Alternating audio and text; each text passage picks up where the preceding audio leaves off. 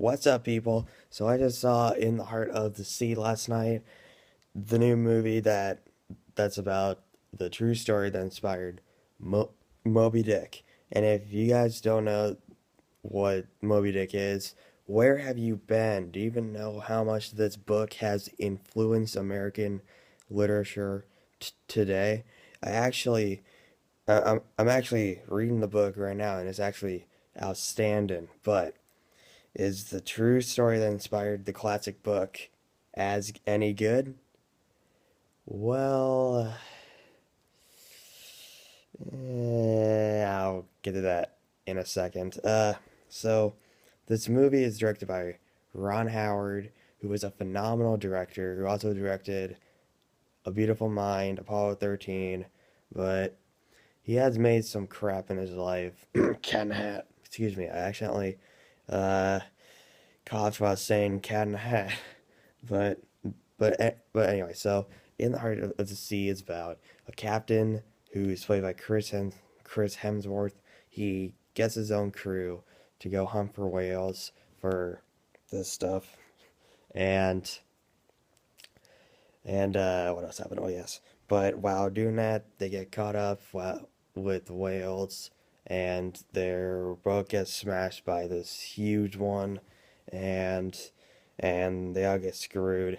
And let's go to the positives. The acting is fine. It's not great, but it's fine. And the special effects, when the whale comes and smashes the boat, it looks really cool. Like I saw it in 3D and it was pretty cool, but the special effects looked noticeable at times. So that was just kind of a bummer, but it was really good overall. And the negatives is probably the story.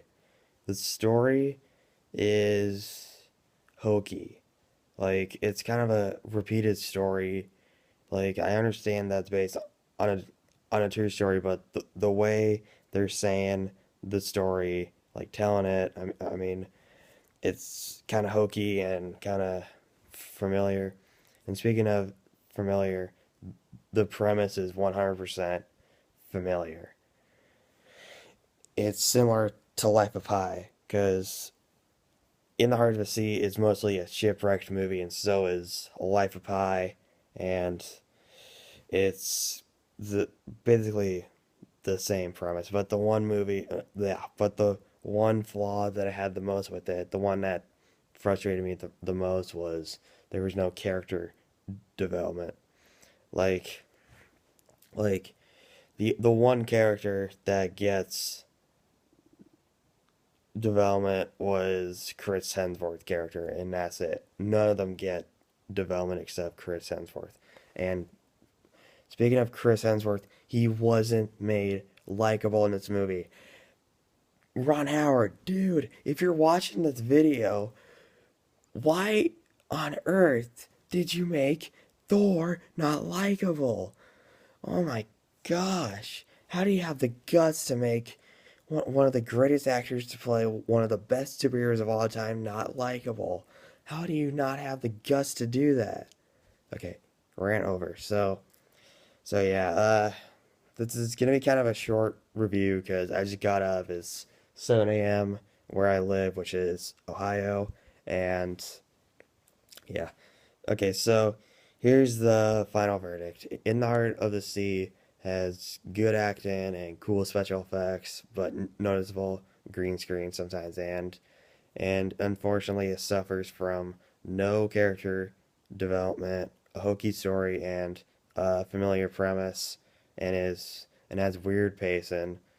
And yes, the pacing is off. If you thought The Hobbit had horrible pacing, just wait till you see this movie. It's slow at parts. I mean, it's not as bad as what The Hobbit gave us, but the pacing's kind of off. So, in the heart of in the Heart of the Sea gets a C plus. Not great, just good, just okay. Okay, guys. So that's a wrap for my In the Heart of the Sea review. And I have a question. Have you seen In the Heart of the Sea, and what did you think about it? Whatever your thought, comment below and let me know. And yes, here's another thing.